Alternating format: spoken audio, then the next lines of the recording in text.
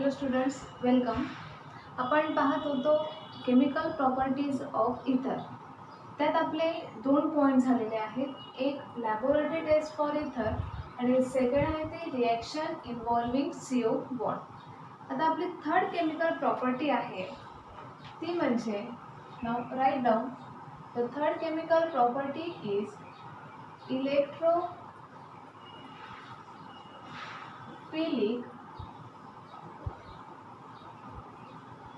substitution in aromatic ether. Electrophilic substitution in aromatic ether. आता aromatic इथर कसं आहे?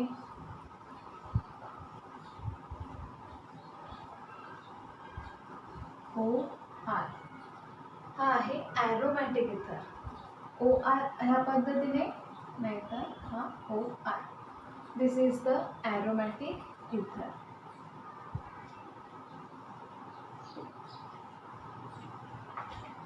आता ॲरोमॅटिक इलेक्ट्रोफिलिक सबस्टिट्यूशन रिॲक्शन मध्ये काय होणार आहे? मग आता OR is the electron donating group. OR हा काय आहे? which is the electron donating group and it activates the aromatic ring. OR हा काय आहे? इलेक्ट्रॉन डोनेटिंग ग्रुप आहे and which is the activating group. OR alkoxy group. हा alkoxy group काय आहे? ॲक्टिवेटिंग ग्रुप. ॲक्टिवेटिंग ग्रुप म्हणजे काय? which activates the ortho and para position of the ring. आता ॲक्टिवेट करतो म्हणजे काय करतो? या रिंगची जी ऑर्थो पोझिशन आणि पॅरा पोझिशन असेल त्यांच्यावर इलेक्ट्रॉन डेन्सिटी काय होणार? इन्क्रीज होणार. मग ती इन्क्रीज कशी होणार ते बघू आपण.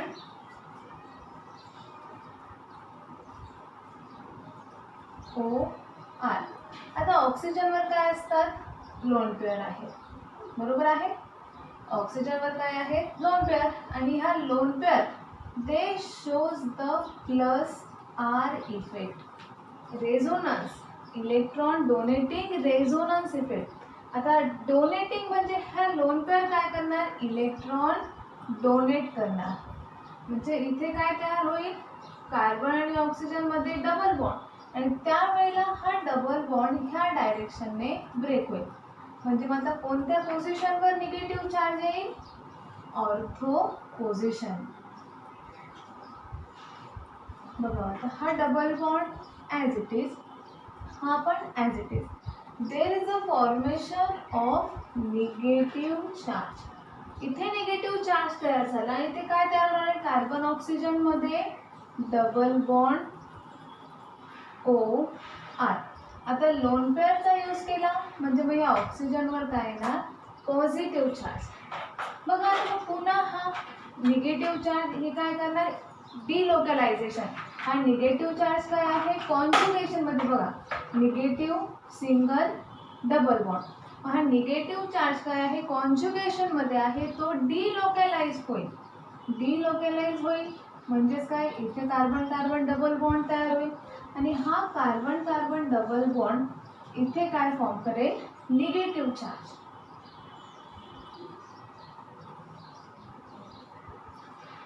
इथे काय तयार होणार?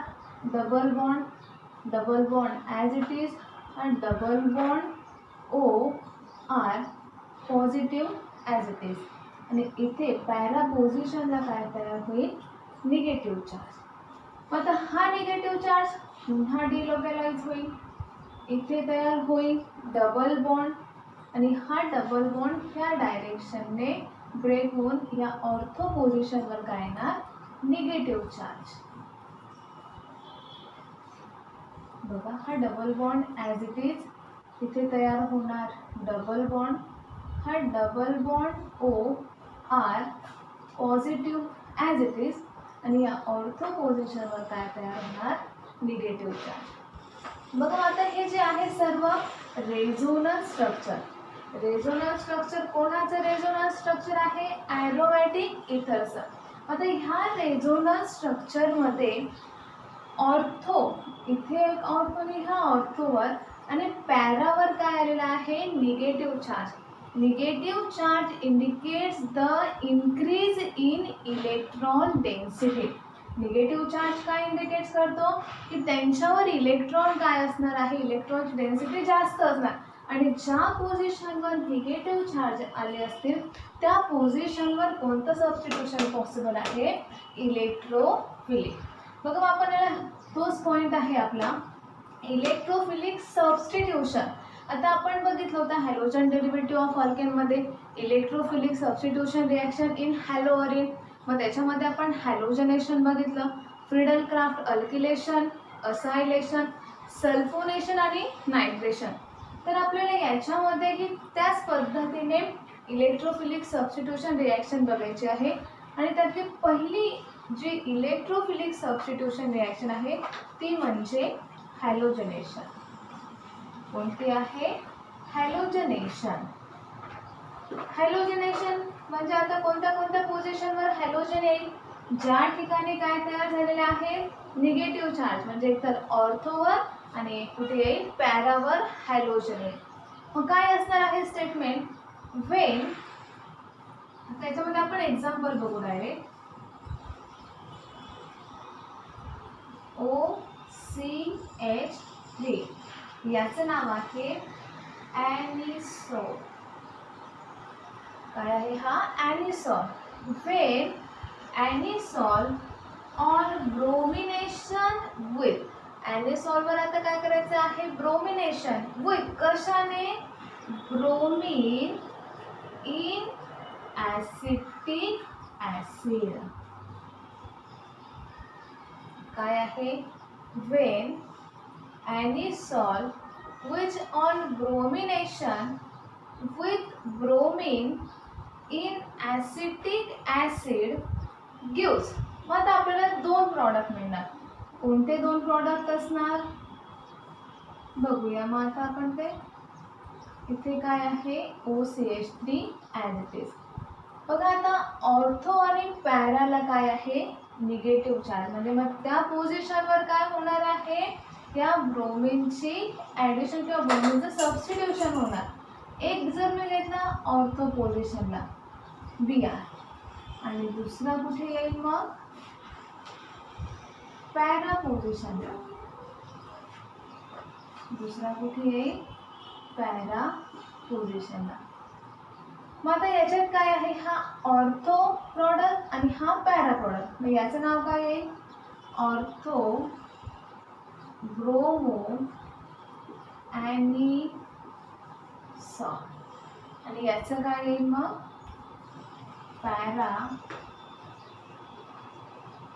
ब्रोमो ॲनिसॉल. पॅरा ब्रोमो ॲनिसॉल हा 90% प्रॉडक्ट मिळणार आणि ऑर्थो ब्रोमो ॲनिसॉल हा ओनली 10%. का 10% आणि हा का 90%, त्याच्यात रिझन काय आहे, इथे काय आहे, Br OCH, इथे क्राउडिंग आहे, स्टेरिक हिंड्रन्स. स्टेरिक हिंड्रन्स आल्यामुळे ते दोघं एकमेकांना काय करतील, रिपेल करतील आणि मग हा प्रॉडक्ट काय होईल, डिस्टॅबिलाइज. स्टॅबिलिटी मिळणार नाही म्हणून हा फक्त 10% मिळणार. आणि याच्यात काय आहे, पॅराब्रोमो ॲनिसॉलमध्ये दोघं एकमेकांना पॅरा पोझिशनला आहे, पॅराला आहे. पॅराला असल्यामुळे ते स्टेरिक क्राउडिंग नाही, स्टेरिक हिंड्रन्स नसल्यामुळे हा प्रॉडक्ट मोर स्टेबल आणि तो बनणार आहे 90%. तर आता हे लिहून घ्या. बघा आता नेक्स्ट इलेक्ट्रोफिलिक सबस्टिट्यूशन रिॲक्शन आहे second, nitration reaction. Nitration reaction, nitration म्हणजे आपल्याला ॲडिशन सबस्टिट्यूशन पूर्ण जर करायचं आहे, काय सबस्टिट्यूट करायचं आहे, NO2 ग्रुप. कोणत्या पोझिशनवर येणार आहे, ऑर्थो किंवा पॅरा पोझिशनवर. मग काय आहे स्टेटमेंट, वेन ॲनिसॉल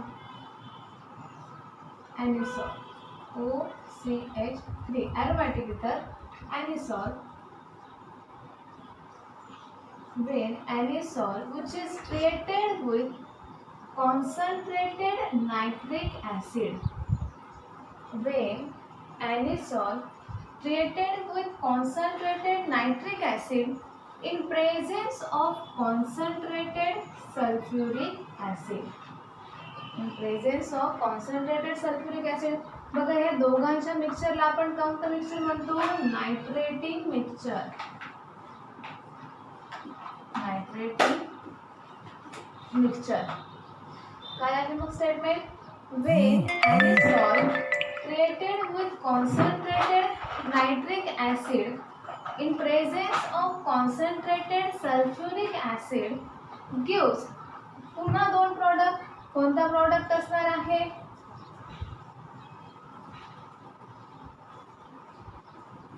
OCH3 आणि काय आहे? NO2 आणि पुढचा आहे OCH3 आणि इथे आहे NO2. काय आहे मग याच्यात? कोणते प्रॉडक्ट आहे?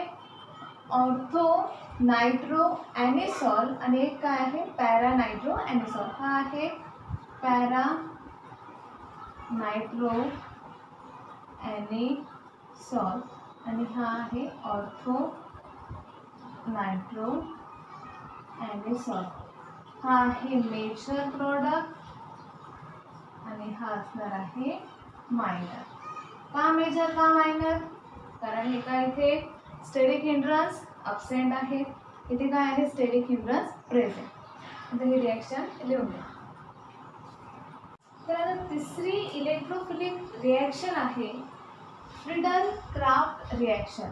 आता या फ्रिडल क्राफ्ट रिॲक्शनमध्ये दोन प्रकारचे रिॲक्शन बघायचे आहे आपल्याला. फ्रिडल क्राफ्ट अल्किलेशन आणि दुसरी आहे Friedel craft acylation.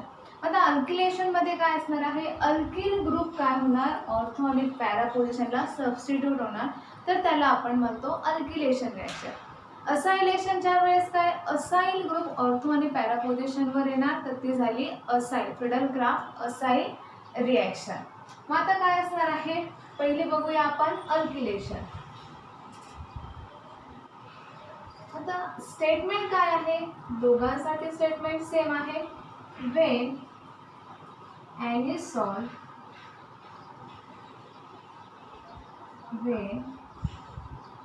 anisole treated with methyl chloride in presence of Lewis acid like anhydrous aluminum trichloride.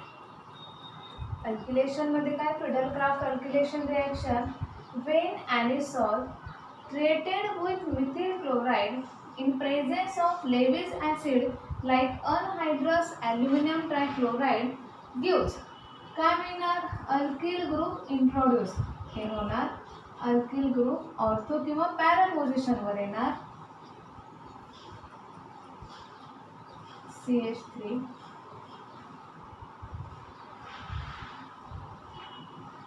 OCH3 इथे येणार CH3. बघा आता इथे रिंगला अल्कोक्सी ग्रुप आहे आणि एक आहे CH3. ज्या वेळेस अल्किल ग्रुप जर रिंगवर असेल, ज्या वेळेस अल्किल ग्रुप हा रिंगवर असेल, त्यावेळेस पॅरेंट ग्रुप हा असणार. अल्किल बेन्झीन हा त्याचा काय असणार? Parent group.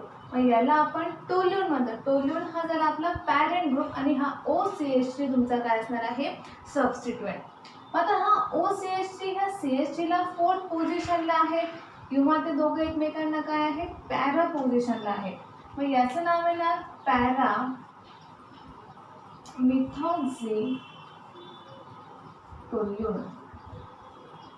Para methoxy toluene और 4-मिथॉक्सी toluene.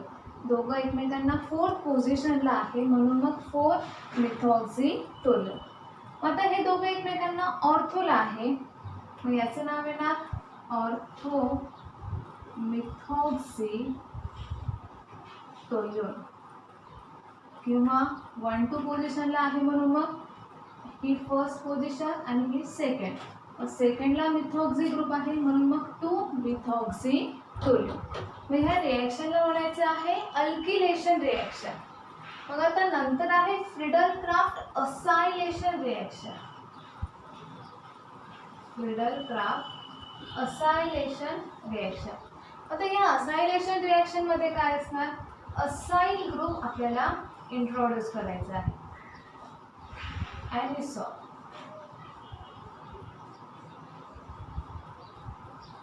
When anisole which is treated with acyl chloride, याचं नाव आहे acyl chloride, in presence of anhydrous aluminum trichloride which is the Lewis acid gives, काय मिळणार, पुन्हा आपले तेच ऑर्थो आणि पॅरा प्रॉडक्ट. का ऑर्थो आणि पॅरा प्रॉडक्टच का, कारण त्या पोझिशनवर कोणते चार्ज येत आहे, निगेटिव्ह चार्ज. त्या पोझिशनवर इलेक्ट्रॉन डेन्सिटी जास्त आहे. इलेक्ट्रॉन डेन्सिटी जास्त असल्यावर इलेक्ट्रोफिलिक सबस्टिट्यूशन ती ऑर्थो आणि पॅरा पोझिशनवरच होणार. C+O CH3 इथे असणार आहे O CH3 C+O CH3. आता इथे खाली जागा नाही आहे, तुम्ही याचं नाव लिहायचं आहे. ज्या वेळेस असाइल ग्रुप असेल, असाइल ग्रुप असणार त्यावेळेस हा असणार आहे तुमचा पॅरेंट ग्रुप आणि हा OCH3 असणार आहे सबस्टिट्यूएंट. मग हे दोघं एकमेकांना काय आहे, फोर्थ पोझिशनला, याला नंबर 1 2 3 4 दोघं एकमेकांना पॅरल आहे. मग याचं नाव येणार, लिहून घ्या, पॅरा मिथॉक्सी ॲसिटोफिनोल. काय नाव आहे याचं, पॅरा, दोघं एकमेकांना पॅरा पोझिशनला आहे, पॅरा मिथॉक्सी ॲसिटोफिनोल. काय नाव आहे त्याचं, para methoxy acetophenol. ONE phenol, ketone आहे ना म्हणून मग तो काय झाला फिनोल.